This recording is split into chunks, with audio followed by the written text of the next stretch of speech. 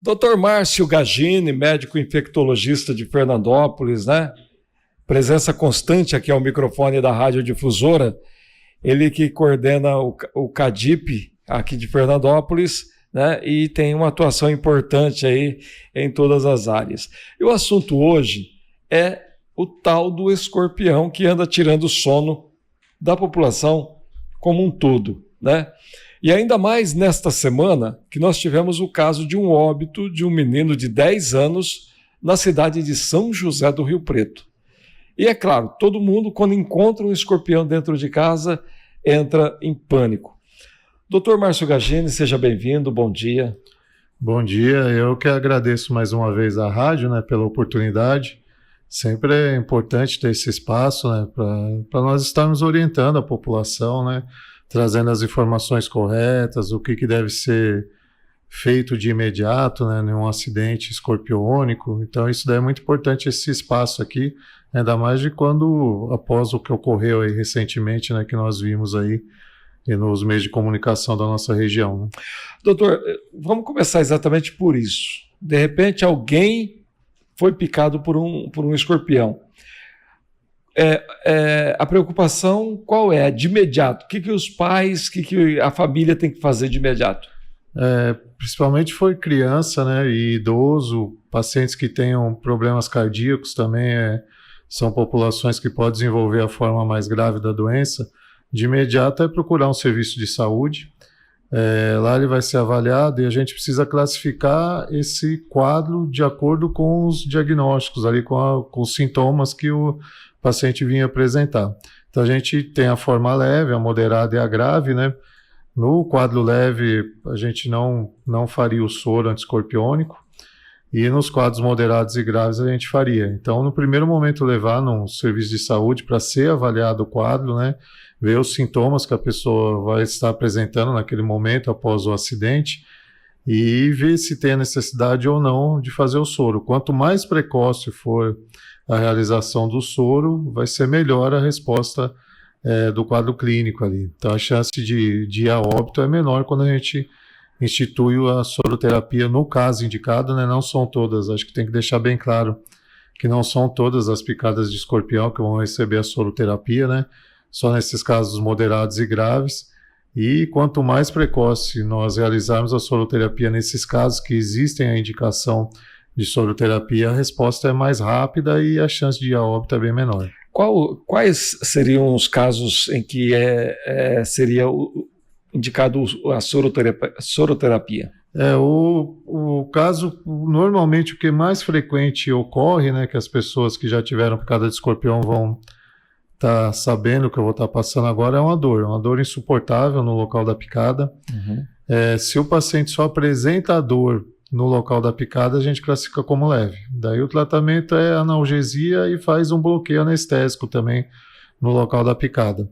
Se ele começa a ter sintomas associados a essa dor, que pode ser vômito, né, episódios de vômito, aumento da frequência cardíaca, tontura, dispneia, né, que é a falta de ar, o paciente pode ter aumento da pressão também arterial.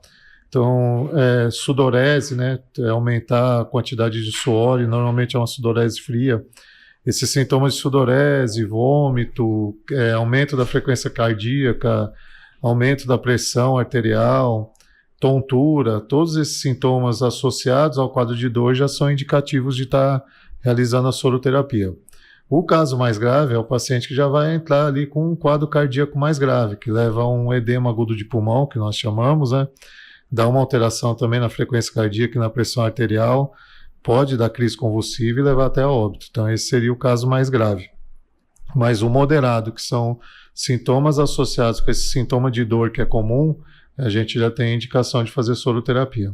No caso, doutor, aqui na cidade tem um local indicado para essa soroterapia que é que é feito pelo encaminhamento médico, né? Isso. Não adianta a pessoa chegar lá e dizer que quer tomar o soro, né? Não, tem que primeiro passar pela avaliação clínica, né? Pela avaliação clínica vai ser realizada a classificação do caso, né? A forma do caso, se é uma leve, moderada ou grave, e depois dessa classificação é que vai ser indicado ou não a soroterapia. Hoje a gente tem um serviço bem estruturado na cidade, né? Então, nesses casos, normalmente já chega direto na UPA, né? E da UPA ou na Santa Casa a gente realiza a soroterapia. Tanto na UPA quanto na Santa Casa. Pode fazer nos dois locais. Nos dois locais.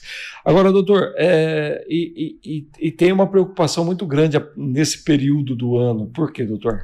Esse período, a espécie que a gente tem, né, prevalente no nosso meio, são todos de uma família, a mesma família, que são chamados de títios. Então, o primeiro nome desses escorpiões é títios. E o amarelinho, né, que todo mundo já deve ter ouvido falar, ele chama títios com o sobrenome cerulatus. Então, é o títios cerulatus.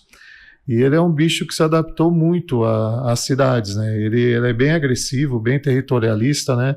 Então, onde ele destrói os outros insetos que tem ao redor e até os outros escorpiões.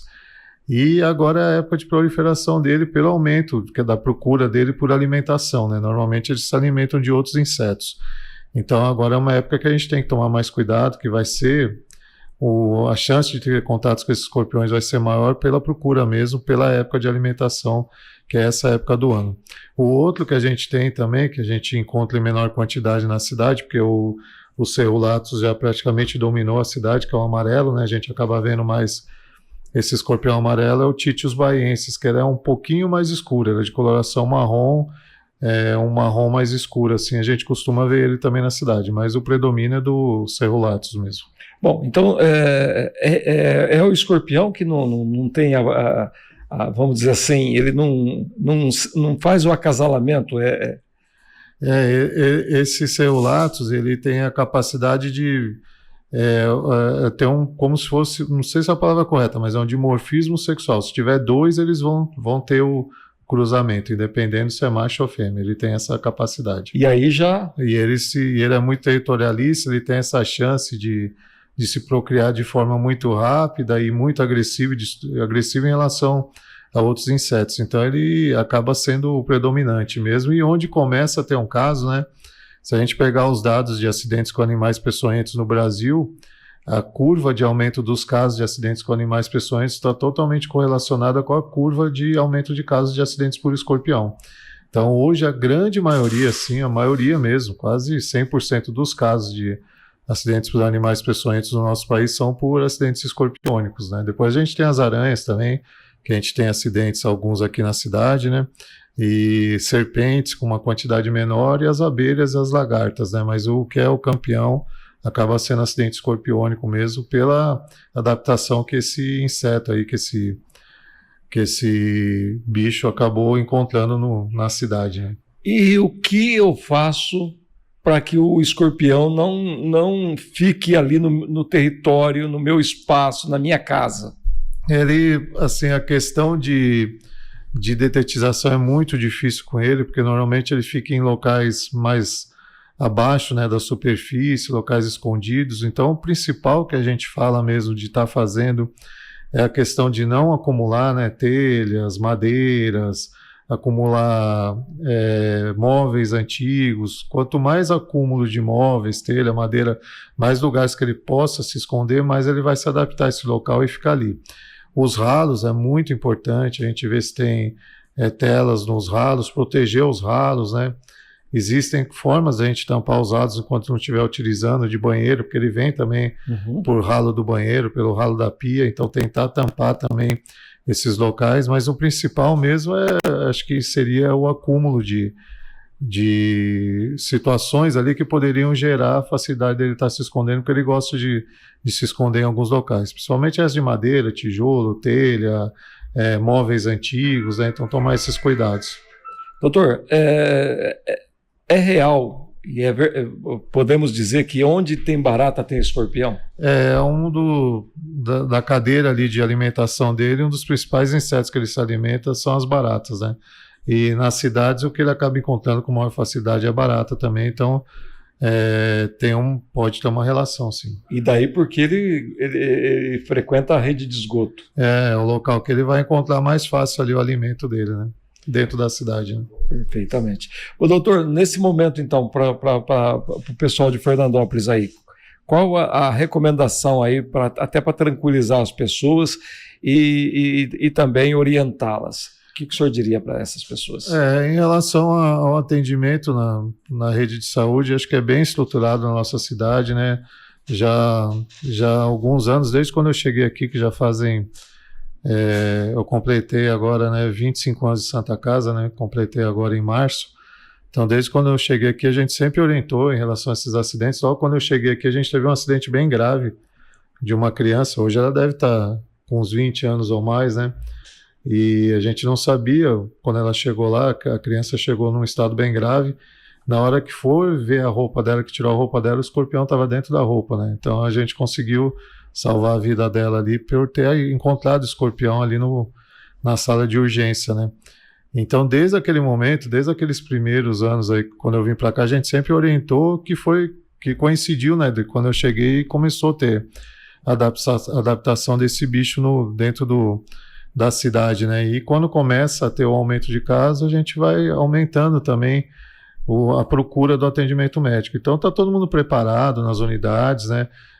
Na UPA, na Santa Casa, para fazer o bloqueio. A gente sempre tem estoque de soro, que às vezes é uma outra preocupação, né, de não ter o soro, mas a gente sempre tem um estoque aqui na cidade para estar dando a soroterapia quando necessária, né? Tem que deixar bem claro isso, né? Porque se teve uma picada de escorpião que já vai receber o soro, então às vezes a população fica um pouco temorosa, né? Com medo nesse momento aí, ainda mais com óbito na região, mas hoje os profissionais da nossa cidade, eles sabem o momento certo de fazer a indicação e a gente tem um soro para estar dando de forma correta o tratamento. Atenção maior para idosos e crianças. E principalmente crianças menores de 10 anos de idade e idosos que têm algum problema cardíaco, facilita bem a chance aí de ter um quadro grave, né? Então, outra coisa importantíssima, né? O período, né, que a gente tem que deixar de observação após a picada. Esse período aí varia de 4 a 6 horas, né? Então a gente deixa aí em média o paciente que tem esses fatores de risco de observação para fazer aferir a pressão arterial, fazer uma ausculta cardíaca, respiratória, porque qualquer alteração que ele tenha nesse período, a gente já indicaria a soroterapia.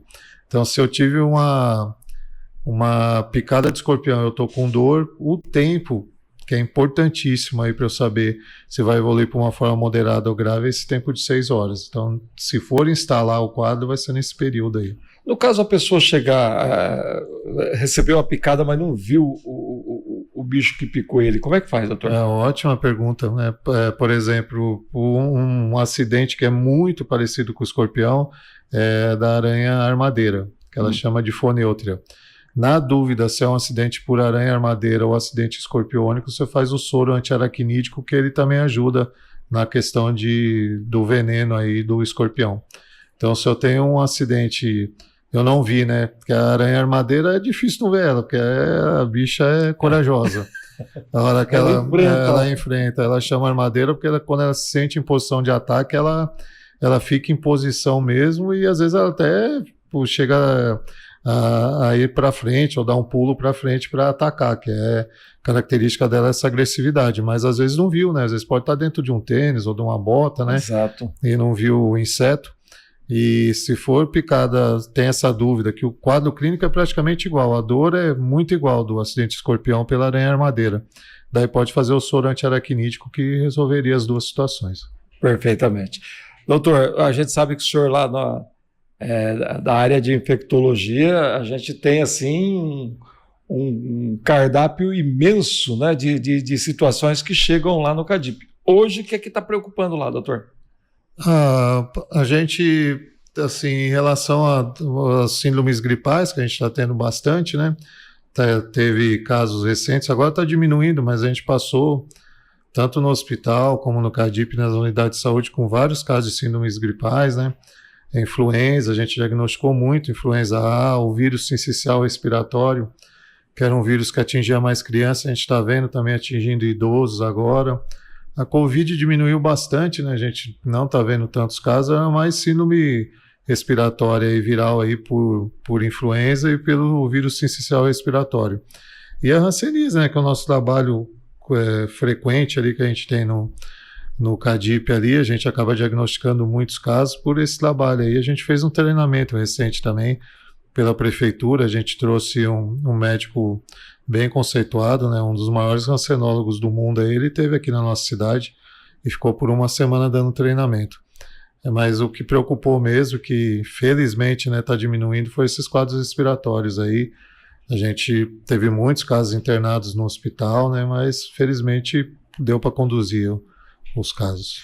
Doutor Márcio Gagini, é sempre muito bom a gente receber o senhor aqui, porque o senhor traz aí muitas informações, muitas orientações, e a população gosta muito, porque a pessoa orientada, ela tem mais condição de agir com rapidez e segurança, né? Então a gente agradece muito a sua disponibilidade, sempre que solicitado, vir aqui à Rádio Difusora para fazer esse bate-papo de orientação à população. Eu que agradeço e eu estou muito feliz hoje. É um tema que me agrada muito falar de acidente de animal peçonhento. Foi uma das áreas ali da infectologia que me fez fazer infectologia, né? Quando eu estava na residência, eu fiz um estágio no Butantan, então isso daí fez eu gostar mais ainda. E estou feliz também porque o Corinthians ganhou do Palmeiras ontem, né? Olha deixa só. eu aproveitar o momento aqui como um bom corintiano, né? Aí pronto, né? Tá tudo certo, olha só. O escorpião, literalmente. Doutor Márcio Gagini é corintiano, né? Já tá aí imunizado, né, doutor? Doutor, obrigado, viu? Eu que agradeço mais uma vez à rádio. Vocês sempre me apoiaram desde o início, quando eu vim aqui.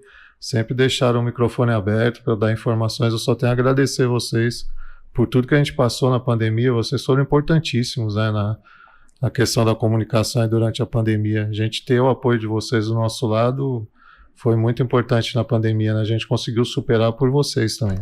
Doutor, e passado alguns anos aí, a gente nem acredita que passou por aquilo. Eu já estou com o olho já enchendo de lágrimas de novo, que vai lembrando, né? Por tudo que a gente passou, que eram 14, 16 horas por dia trabalhando, né? Agora a gente tem mais tempo para vir na rádio, para conversar. Obrigado, viu, doutor? Eu que agradeço. Sempre uma honra.